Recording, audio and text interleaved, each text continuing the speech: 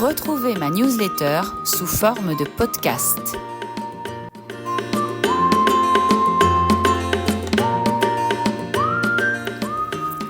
Roladine, une success story israélienne, très chère, très populaire.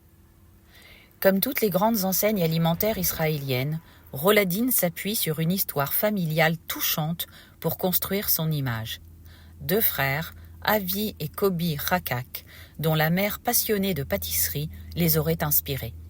Ils auraient commencé modestement, vendant des pâtisseries en porte-à-porte, avant qu'un jour, l'odeur de beignets de Hanouka qu'ils avaient décidé de faire frire dans une petite marmite, entre guillemets, n'attire tout leur quartier.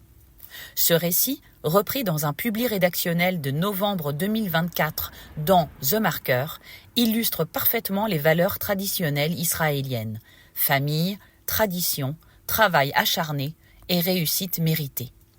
La réalité des 106 magasins actuels raconte pourtant une autre histoire. On y découvre une machine commerciale parfaitement huilée, avec un marketing sophistiqué, 4 millions de shekels de publicité annuelle, un design soigné et des prix rivalisant avec les pâtisseries les plus chères d'Europe, sans pour autant offrir une qualité comparable. Qu'importe si la qualité ne correspond pas vraiment à ce que l'on voit à l'étranger, ou d'une part les clients ont le palais beaucoup plus développé, et où d'autre part la notion d'artisanat correspond à un véritable monde caractérisé par l'utilisation d'ingrédients de qualité et une culture du travail bien exécuté. Roladine s'apparente davantage à Paul qu'à Pierre Hermé, dont elle copie pourtant éhontément les concepts pour en proposer des versions galvaudées. L'expérience en magasin n'est pas fameuse. Depuis le Corona, comme d'autres chaînes israéliennes, Roladine a supprimé le service sans baisser le prix de produits que l'on va soi-même chercher et emporter à table. De la même façon, et beaucoup plus révoltant, pour économiser sur les employés et la vaisselle, Roladine a de plus en plus recours à des gobelets et assiettes jetables. On sait peu de choses sur Roladine, car c'est une entreprise privée qui ne publie pas ses comptes. On ne connaît donc ni son chiffre d'affaires, ni sa marge. J'ai trouvé, en cherchant beaucoup, un chiffre d'affaires annoncé de 5,3 millions de dollars en 2019. En extrapolant sur la croissance du nombre d'enseignes, on peut évaluer celui-ci aujourd'hui à environ 30 millions de shekels. Ce chiffre ne doit pas tromper. Il correspond uniquement aux revenus que Roladine tire de ses ventes à ses magasins. Car, comme c'est la norme en Israël, et afin de soutenir cette croissance soutenue sans emporter le risque, Roladine fonctionne avec un système de franchise. Le franchisé, le premier pigeon de Roladine. Le franchisé commence par verser à l'enseigne, ou à un autre franchisé qui lui cède sa place, une somme unique non remboursable, une sorte de pas de porte, entre 100 et 300 000 shekels. Tous les travaux pour l'ouverture du point de vente sont évidemment à sa charge, avec un architecte imposé par l'enseigne, montant moyen 2 millions de shekels. Roladine prend aussi une commission sur les honoraires. Il doit participer au financement d'un fonds de publicité mutualisé, souvent entre 2 et 4% du chiffre d'affaires, pour financer les campagnes nationales. Notre franchisé et son personnel sont formés à la vente et à la présentation, la fameuse école de pâtisserie, pour que tous les magasins se ressemblent et aient un même standard fixé par la maison mère. Il va de soi qu'il est tenu de lui acheter les produits proposés à la vente et de les vendre au prix fixé par l'enseigne.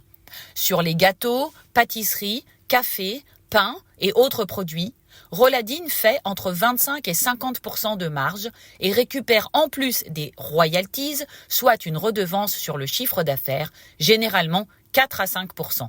Roladine prélève aussi probablement sur le dos du franchisé des commissions tout au long de la chaîne de valeur.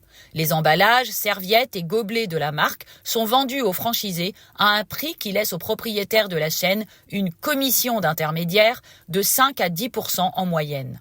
Tout ce prestige revient donc très cher aux franchisés et rapporte beaucoup à Roladine. Une fois les frais centraux déduits, siège social, marketing national, développement de la marque, la marge nette des franchiseurs du secteur oscille entre 30 et 50% du chiffre d'affaires. Il y a fort à parier que, vu les prix pratiqués, Roladine se situe dans le haut de cette fourchette. 50% de marge nette, ça fait rêver. Des produits standardisés jusqu'à la dernière miette. Et niveau produits ? Il s'agit de viennoiseries, sandwichs et pâtisseries qui ont pour ambition d'avoir l'air français. Il y a un certain standard de qualité. Viennoiserie au beurre, vrai chocolat. Vu les prix, c'est la moindre des choses. Roladine a été l'une des premières chaînes à nous imposer des pâtisseries juives traditionnelles pendant de longs mois avant la fête concernée, dénaturant le plaisir de les consommer à des occasions spéciales. Ainsi, les beignets font leur apparition tout de suite après Soukhot. Plus d'un mois avant Pourim, même si les oreilles d'Aman sont une pâtisserie totalement inintéressante, elles sont déjà en vente. Voici un extrait savoureux du publi rédactionnel déjà cité de novembre 2024, juste avant Hanouka. On imagine que c'est de loin la période la plus rentable de l'année.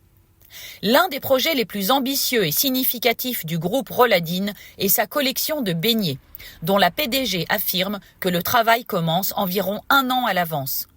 Chaque année, l'équipe de pâtissiers et de chefs crée des saveurs surprenantes qui parviennent à émouvoir les clients et même nous-mêmes, dit-elle. Parmi les saveurs qui seront à l'honneur pour Hanouka cette année, popcorn caramel salé, praliné pistache avec cerise amarena acidulée, malabi rose, gold cookie cream et sweet sour.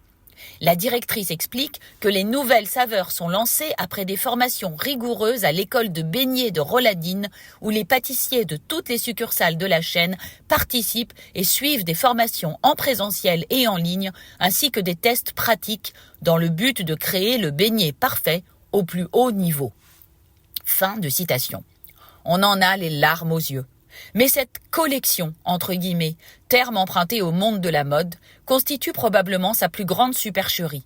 Il s'agit invariablement du même beignet, gras, peu qualitatif, recouvert d'un glaçage coloré, de quelques garnitures pour faire du volume et fourré d'une petite quantité de crème pâtissière aromatisée.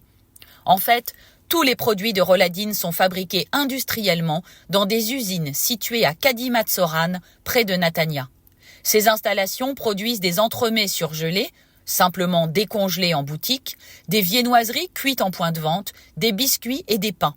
Une nouvelle usine de 1500 mètres carrés a été inaugurée en 2021, ainsi qu'un entrepôt logistique de 2500 mètres carrés. Malgré leur nom français et leur présentation luxueuse, ces produits sont loin de l'artisanat authentique que Roladine prétend incarner. Cas d'école, les oreilles d'Aman. Pour preuve, la composition des oreilles d'Aman proposée cette année pour Pourim en coffret à la vente en commande et la loi oblige alors à en donner la liste. Les oreilles d'Aman noix et caramel contiennent 25 ingrédients. 12% de noix et 4% de caramel seulement, mais surtout 7 additifs alimentaires dont 2 au moins sont considérés comme problématiques par les autorités sanitaires européennes. E471 et E472. Certes, elles sont au beurre et non à la margarine, mais c'est en toute chose un produit ultra transformé et industriel. La composition précise d'ailleurs qu'il se conserve 6 mois au congélateur. Le prix ? 45 shekels pour 9 mini-oreilles. Un rapport qualité-quantité-prix hallucinant. Le prix des produits vendus chez Roladine est plus que problématique. Il était déjà élevé et a augmenté en janvier 2025 de façon vertigineuse alors que les produits sont frappés de shrinkflation. Les mini croissants ou bourrekas sont tout petits et vendus 4 shekels 50 l'unité. Les babkas individuels, la taille d'une brioche normale en France, 24 shekels. Les sandwichs vraiment pas gros, entre 30 et 40 shekels, un prix délirant. Sans parler des cakes à 50 shekels. Des prix de luxe pour des produits industriels. Roladine domine le marché et ça se sent dans le porte-monnaie, comme toujours en Israël. Le système de franchise permet à l'enseigne de multiplier les points de vente sans investir, de saturer le paysage et le marché et d'augmenter les prix sans trop de risques. L'un des symboles les plus évidents de cette domination est le point de vente à emporter qui se trouve à Tel Aviv, juste à la sortie de la gare dans le canyon Azrieli, directement sur le chemin que les soldats empruntent en sortant du train pour aller vers la passerelle qui mène à la Kiria. La queue s'étend sur plusieurs mètres tous les matins et des soldats et soldates qui gagnent 1200 shekels par mois dépensent chaque jour 25 shekels ou plus pour un café et ou une viennoiserie. Finalement, Roladine est l'exact symbole de ce que les grandes marques locales vendent aux Israéliens aujourd'hui. Des produits ultra chers qui font semblant d'être de bonne qualité, avec zéro service, une expérience client qui se résume au fait de rentrer dans un magasin qui a coûté des millions de shekels, sans tout ce qui va avec dans le reste du monde. Le produit nu. Des gâteaux à 25 shekels que l'on mange avec une cuillère en plastique et un café au même prix dans un verre en carton. Du fast luxe trash.